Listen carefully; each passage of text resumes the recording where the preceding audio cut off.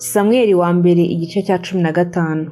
Hanyuma Samweli abwira Sawuli ati, Uwiteka yantumye kukwimikisha amavuta ngo ube umwami wa Isirayeli. Nuko rero ube uwumvira Uwiteka mu byo avuga. Uwiteka Nyiringabo avuze ngo, nibutse ibyo Abamaleki bagiriye Abisirayeli ubwo babatangiraga mu nzira bava muri Egiputa. None genda urwanye Abamaleki ubarimburane rwose n'ibyo bafite byose, ntuzabababarire, ahubwo uzica abagabo n'abagore n'abana b'impinja n'abonka, inka n'intama, ingamiya n'indogobe. Nuko Sawuli ahuruza ingabo azibarira i Telayimu, hariho ingabo zigenza ibirenge 2,000 n'Abayuda inzovu. Bukeye Sawuli ajya ku mudugudu w'Abamaleki yubikirira mu gikombe cyaho. Sawuli agezeyo abwira abakene ati, nimumanuke muve mu Bamaleki ne kubarimburana nabo, kuko mwagiriye imbabazi Abisirayeli bose ubwo bavaga muri Egiputa. Nuko abakene bava mu Bamaleki. Maze Sawuli yica Abamaleki uhereye Havila ukajya Shuri hateganye na Egiputa. Afata mpiri umwami wabo Agagi, arimbuza rwose abantu bose inkota. Ariko Sawuli n'abari kumwe nawe barokora Agagi n'inyamibwa z'intama n'inka z'indatwa n'ibiduhagire n'abagazi b'intama beza, n'ikintu cyose cyiza banga kubirimbura rwose, ahubwo ikintu cyose kigawa kidafite umumaro baba ari cyo barimbura rwose. Bukeye ijambo ry'Uwiteka rigera kuri Samweli, aravuga ati, nicujije icyatumye nimika Sawuli kuko yateshutse akanga kunyoboka, ntasohoze amategeko yanjye. Samweli abyumvise ararakara, akesha ijoro atakambira Uwiteka. Maze Samweli azinduka kare mu gitondo ngo ahure na Sawuli. Babwira Samweli bati, Sawuli yasohoye i Karumeli kandi yishingiye urwibutso, nyuma arahindukira arakomeza amanukana i Gilugali. Hanyuma Samweli asanga Sawuli. Sawuli aramubwira ati, Uwiteka aguhire, dore nashohoje itegeko ry'Uwiteka. Samweli aramubaza ati, ariko uko gutama kw'intama kunza mu matwi no guhogerana kw'inka numva bigenda bite?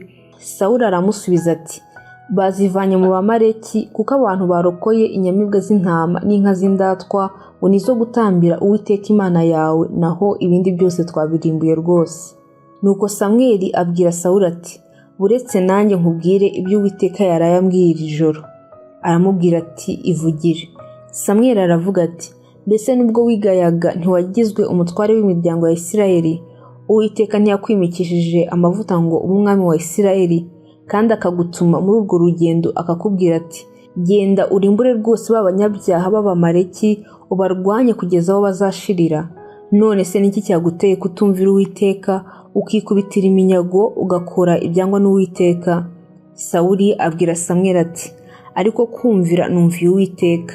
Nagiye muri iyo nzira yanyoherejemo, nzana Agagi umwami w'Abamaleki, n'Abamaleki ndabarimbura rwose. Ariko abantu nibo benzeho intama n'inka zarutaga izindi ubwiza muzarimburwaga, kugira ngo babitambirire Uwiteka Imana yawe i Gilugali. Samweli aramusubiza ati, mbese Uwiteka yishimira ibitambo byoswa n'ibindi bitambo kuruta uko yakwishimira umwumviye? Erega kumvira kuruta ibitambo, kandi kwitonda kukaruta ibinure by'amasekurume y'intama. Kuko ubugome busa n'icyaha cy'uburozi, kandi n'udakurwa ku ijambo asa n'uramya ibishushanyo na terafimu. Ubwo wanze ijambo ry'Uwiteka, nawe yanze ko uba ku ngoma. Sawuli abwira Samweli ati, naracumuye ubwo nishe itegeko ry'Uwiteka n'amagambo yawe, kuko natinya abantu nkabumvira. Noneho ndakwinginze, mbabarira icyaha cyanjye kandi uhindukirane nanjye, kugira ngo nsenge Uwiteka. Samweli abwira Sawuli ati, sindi busubiraneyo nawe, kuko wanze ijambo ry'Uwiteka, nawe yanze kuba umwami wa Isirayeli. Nuko Samweli agihindukira kugenda, Sawuli asingira ikinyita cy'umwambaro we uracika. Samweli aramubwira ati, Uwiteka nawe aguciye ku ngoma ya Isirayeli uyu munsi, ayihaye umuturanyi wawe ukuruta. Ibera Isirayeli amaboko ntibeshya, kandi ntiyihana, kuko atari umuntu ngo yihane. Sawuli aravuga ati, naracumuye, ariko none ndakwinginze unyubahirize imbere y'abatware b'abantu banjye n'imbere y'Abisirayeli, tugarukane kugira ngo nsenge Uwiteka Imana yawe.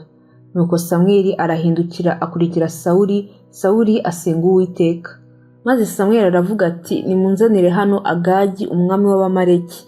Nuko Agagi aza aho ari akimbagira, aravuga ati, erega intorezo z'urupfu ziracitse. Samweli aravuga ati, nk'uko inkota yawe yahinduraga abagore imfusha, niko na nyoko azaba imfusha mu bandi bagore. Nuko Samweli atemagurira Agagi imbere y'Uwiteka i Gilugali. Samweli aherako ajya i Rama. Sawuli arazamuka ajya iwe i Gibeya ya Sawuli. Uhereye ubwo Samweli ntiyongera kuza kubonana na Sawuli kugeza aho yapfiriye, ahubwo aramuririra. Uhereye ubwo Samweli ntiyongera kuza kubonana na Sawuli kugeza aho yapfiriye, ahubwo aramuririra. Kandi Uwiteka aricuza kuko yimitse Sawuli akaba umwami wa Isirayeli.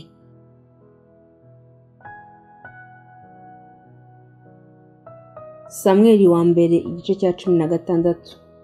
Bukeye Uwiteka abaza Samweli ati, uzageza he kuririra Sawuli kandi nanze ko aba umwami wa Isirayeli? Uzuza ihembe ryawe amavuta ngo utume kuri Yesayi w'i Betelehemu, kuko niboneye umwami mu bahungu be. Samweli arabaza ati, nagenda nte ko Sawuli nabyumva azanyica?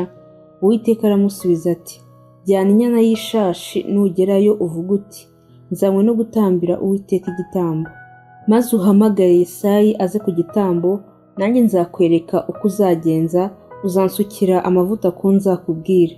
Nuko Samweli akora uko Uwiteka yavuze, ajya i Betelehemu. Agezeyo abatware b'umudugudu baza kumusanganira bahinda umushitsi. Baramubaza bati, mbese uzanywe n'amahoro? Ati, ni amahoro. Nzanywe no gutambira Uwiteka igitambo, nimwiyeze muze tujyane ku gitambo. Kandi yeza Yesayi n'abahungu be, abahamagara kuza ku gitambo. Nuko basohoye aho yitegereza Eliyabu aribwira ati, ni ukuri uwo Uwiteka yimikisha amavuta ngo y'imbere ye. Ariko Uwiteka abwira Samweli ati, nturebe mu maso he cyangwa ikirere cye ko ari kirekire namugaye, kuko Uwiteka atareba nk'uko abantu bareba. Abantu bareba ubwiza bugaragara, ariko Uwiteka we areba mu mutima. Yesayi aherako ahamagara Abinadabu, amumurikira Samweli. Samweli aravuga ati, uyu nawe siwe Uwiteka yatoranije. Yesayi ariyongeza amurika Shama. Nabwo Samweli aravuga ati, uyu nawe siwe Uwiteka yatoranije. Nuko Yesayi amurikira Samweli abahungu be 7. Maze Samweli abwira Yesayi ati, aba si bo Uwiteka yatoranije. Samweli abaza Yesayi ati, abana bawe bose naba? Aramusubiza ati, hasigaye umuhererezi ariko aragiye intama. Samweli abwira Yesayi ati, mutumire bamuzane, kuko tutari bujye kurya ataraza. Nuko aramutumira amujyana mu nzu. Yari umuhungu w'inzobe ufite uburanga kandi w'igikundiro. Uwiteka aravuga ati, haguruka umusukeho amavuta, niwe uwo. Samweli aherako yenda ihembe ry'amavuta ayamusukiraho imbere y'abakuru be. Uhereye ubwo umwuka w'Uwiteka akageza kuri Dawidi cyane. Nuko Samweli arahaguruka asubira i Rama. Icyo gihe umwuka w'Uwiteka yari yavuye kuri Sawuli, kandi umwuka mubi uvuye ku Uwiteka yajyaga amuhagarika umutima. Maze abagaragu ba Sawuli baramubwira bati, dore umwuka mubi uva ku Mana niwo uguhagarika umutima. Databuja, tegeka abagaragu bawe bakuri imbere bagushakira umucuranzi w'umuhanga, maze umwuka mubi uva ku Mana naguhangaho ajya gucurangira ukire. Nuko Sawuli abwira abagaragu be ati, nimunshakire umuntu uzi gucuranga neza mumunzanire. Umuhungu umwe aramusubiza ati, nabonye umuhungu wa Yesayi w'i Betelehemu. Ni umucuranzi w'umuhanga, ni umugabo w'imbaraga n'intwari kandi n'umurwanyi, aritonda mu byo avuga, ni umuntu w'igikundiro kandi Uwiteka ari kumwe nawe. Nicyo cyatumye Sawuli atuma intumwa kuri Yesayi aramubwira ati, nyoherereza umuhungu wawe Dawidi uragira intama. Maze Yesayi azana indogobe, ayihekesha amarobe y'imitsima n'imvumba ya vino n'umwagazi w'ihene, abyoherereza Sawuli bijyanywe n'umuhungu we Dawidi. Dawidi asohoye kwa Sawuli amuhagarara imbere. Sawuli aramukunda cyane, amugira umutwaza intwaro. Maze Sawuli atuma kuri Yesayi ati, ngusabye Dawidi ngo ajya nkorera kuko antonyeho. Hanyuma iyo umwuka mubi yavaga ku Mana agahanga kuri Sawuli, Dawidi yendaga inanga ye agacuranga, maze Sawuli akoroherwa agakira umwuka mubi akamuvaho.